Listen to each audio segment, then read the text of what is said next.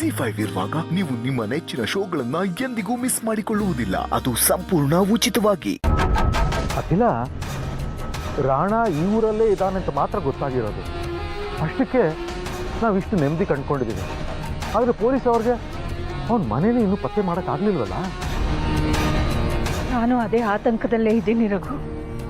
ನಮ್ಮಿಬ್ಬರು ಸೊಸೆ ಅಂದ್ರ ಸೀಮಂತ ದಿನದ ಒಳಗೆ ರಾಣನ್ನ ಹಿಡಿದು ಬಿಡ್ತಾರೆ ಅಂತ ಅನ್ಕೊಂಡಿದ್ದೆ. ಅವನು ಸಿಕ್ಕು ಬಿದ್ದಿದ್ರೆ ನಮ್ಮ ಎಲ್ಲ ಪ್ರಾಬ್ಲಮ್ಸು ಸಾಲ್ವ್ ಆಗಿರೋದು, ನಮಗೆ ನೆಮ್ಮದಿ ಸಿಕ್ಕಿರೋದು. ಆದ್ರೆ ಈಗ ಇವತ್ತೇ ಸೀಮಂತ, ಆದರೆ ರಾಣ ಇರೋ ಜಾಗನೇ ಪತ್ತೆ ಆಗಿಲ್ಲ. ನಾವು ಅಂದ್ಕೊಂಡ ಹಾಗೆ ನಮ್ಮ ಮಗ ಸೊಸೆನ ಇವತ್ತು ಮನೆಗೆ ವಾಪಸ್ ಕರ್ಕೊಂಡು ಬರೋಕ್ಕಾಗುತ್ತೋ ಇಲ್ವೋ? ಒಂದೊಂದ್ಸಲ ಪಡ್ಕೊಳ್ಳೋ ಹಂಬಲಕ್ಕಿಂತ ಕಳ್ಕೊಳ್ಳೋ ಭಯ, ನಮ್ಮವರಿಂದ ದೂರನೇ ಉಳಿಯೋ ಭಯ ತುಂಬ ದೊಡ್ಡದಾಗ್ಬಿಡ್ತಲ್ವಾ? ಇಲ್ಲ, ಇನ್ನು ನನ್ನ ಮಗ ಸೊಸೆನ ದೂರ ಇಟ್ಟು ಬದುಕೋ ಶಕ್ತಿ ನನಗಿಲ್ಲ ರಘು. ಈ ರಾಣ ಅನ್ನೋ ರಾಕ್ಷಸ ಆದಷ್ಟು ಬೇಗ ಪೊಲೀಸರ ಕೈಗೆ ಸಿಕ್ಕ ಬೀಳೋ ಹಾಗಾಗ್ಲಿ ತಂದೆ. ರಘು, ಇನ್ವೆಸ್ಟಿಗೇಟಿಂಗ್ ಆಫೀಸರ್ ರುದ್ರೇಗೌಡರು ಫೋನ್ ಮಾಡ್ತಿದ್ದಾರೆ. ಒಂದು ನಿಮಿಷ. ಹಲೋ ರುದ್ರೇಗೌಡ್ರೆ, ಹೇಳಿ.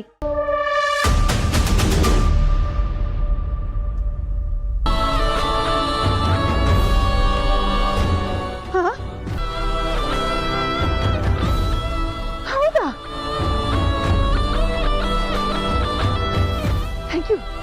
Thank you so much. ರುದ್ರೇಗೌಡ್ರೆ, ನನಗೆ ಇನ್ನೊಂದು ಸಹಾಯ ಮಾಡ್ಬೋದಾ ನೀವು? ದಯವಿಟ್ಟು ಅವನನ್ನು ತಕ್ಷಣ ಅರೆಸ್ಟ್ ಮಾಡಬೇಡಿ.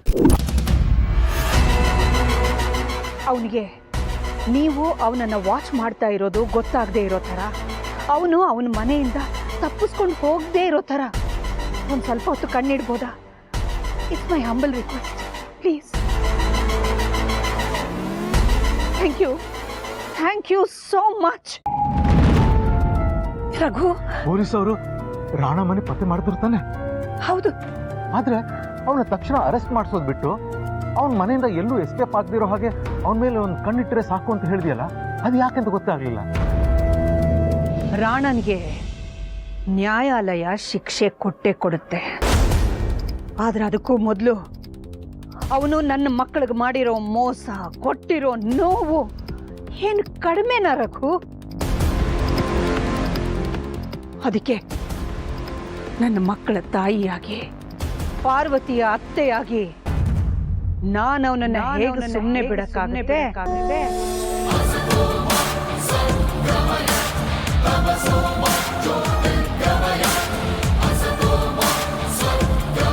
ರಾಣ ಇಷ್ಟು ದಿನ ಉಪ್ಪು ತಿಂದಿದ್ದೇ ಆಯ್ತು, ಈಗ ನೀರು ಕುಡಿಲೇಬೇಕಲ್ವಾ? ಅರಸನ ಕೋಟೆಯ ಯಜಮಾನಿಯಾಗಿ ನಾನು ನಿಭಾಯಿಸಬೇಕಾಗಿರೋ ಕರ್ತವ್ಯ ಇದೆ. ಅದಕ್ಕೋಸ್ಕರ ನನಗೆ ಸ್ವಲ್ಪ ಸಮಯಾವಕಾಶ ಬೇಕು. ಅದಕ್ಕೆ ನಾನು ರುದ್ರೇಗೌಡ್ರ ಹತ್ರ ಹಾಗೆ ಹೇಳಿದ್ದು.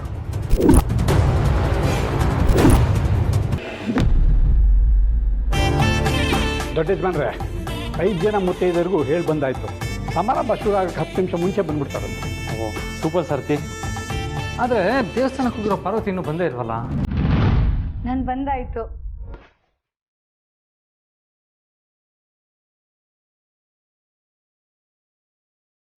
ನೋಡಿದ್ರ ಯಜಮಾನ್ರೆ, ನನ್ನನ್ನೊಬ್ಬಳನ್ನ ದೇವಸ್ಥಾನಕ್ಕೆ ಕಳ್ಸೋದಕ್ಕೆ ನೀವೆಷ್ಟು ಹೆದರ್ಕೊಂಡ್ರಿ.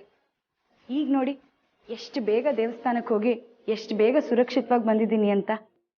ಪಾರು, ನೀನು ನಿಜವಾಗ್ಲೂ ದೇವಸ್ಥಾನಕ್ಕೆ ಹೋಗಿದ್ದ?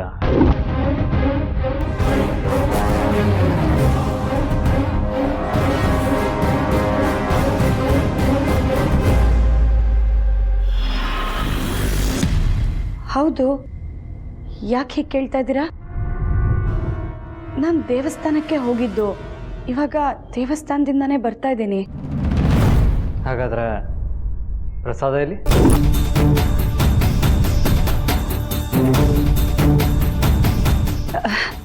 ಓ ಅದಾ, ಕ್ಷಮಿಸಿ ಯಜಮಾನ್ರೆ, ಆಟೋದಲ್ಲೇ ಮರ್ತು ಇಳಿದ್ಬಿಟ್ಟೆ.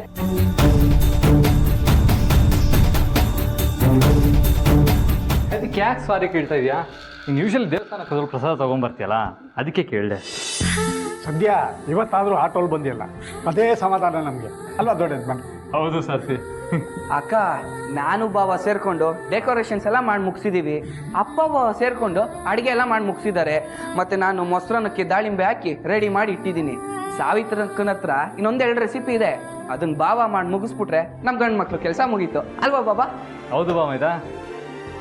ನನಗೆ ಮುಂದಿನ ಜನ್ಮ ಅನ್ನೋದಿದ್ರೆ ನೀವೇ ನನಗೆ ಗಂಡನಾಗಿ ಬರಬೇಕು ಯಜಮಾನ್ರೆ.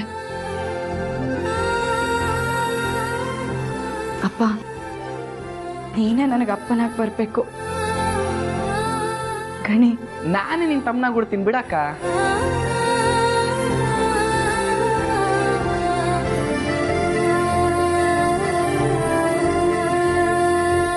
ಸಾರು, ಸಂತೋಷಕ್ಕೂ ನಿನ್ನ ಕಣ್ಣಲ್ಲಿ ನೀರು ಬರೋದು ನಮ್ಮ 3 ಜನಕ್ಕೂ ಇಷ್ಟ ಇಲ್ಲ. ನೀನು ಯಾವಾಗಲೂ ನಗ್ತಾ ಇರಬೇಕು. ಎಲ್ಲಿ ನಗು.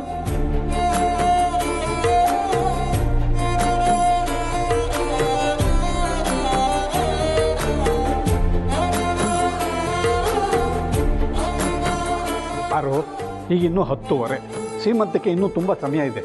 ನಿನ್ನ ಮುಖದಲ್ಲಿ ಆಯಾಸ ಎದ್ದು ಕಾಣ್ತಾ ಇದೆ. ಒಂದು 10 ನಿಮಿಷ ಹೋಗಿ ಸುಧಾರಿಸುವ. ಅಷ್ಟರಲ್ಲಿ ನಾವು 3 ಮಿಕ್ಕಿದ್ದೆಲ್ಲ ರೆಡಿ ಮಾಡ್ಬಿಡ್ತೀವಿ.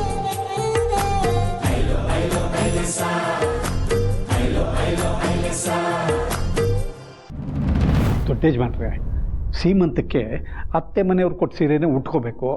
ಆದರೆ ಈಗೇನು ಮಾಡೋದು?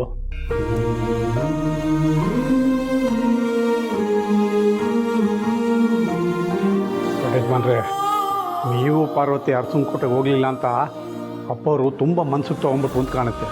ಇಲ್ಲದೇ ಇದ್ದರೆ ಅಮ್ಮವ್ರು ಮರೆತರು ಅಪ್ಪವ್ರು ತಮ್ಮ ಕರ್ತವ್ಯ ಮರಿತಾ ಇರಲಿಲ್ಲ. ಈಗಲೂ ಮರ್ತಿಲ್ಲ ಹನುಮಂತು. ZEE5 ಆಪ್ ಡೌನ್ಲೋಡ್ ಮಾಡಿ ಎಲ್ಲಾ ಸಂಚಿಕೆಗಳನ್ನು ಸಂಪೂರ್ಣ ಉಚಿತವಾಗಿ ನೋಡಿ.